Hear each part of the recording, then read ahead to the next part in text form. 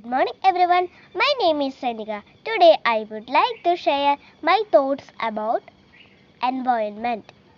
Environment means our surroundings.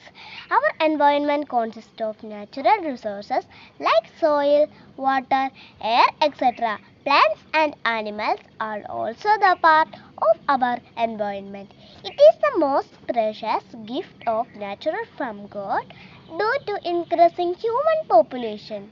Environment is getting affected adversely. Knowing or no, we are causing a damage to the environment. Earth's temperature is so high. Today, due to environment pollution and currently massive deforestation is one of the major causes of environment pollution. Time has come that we take necessarily steps to save our environment. Thank you.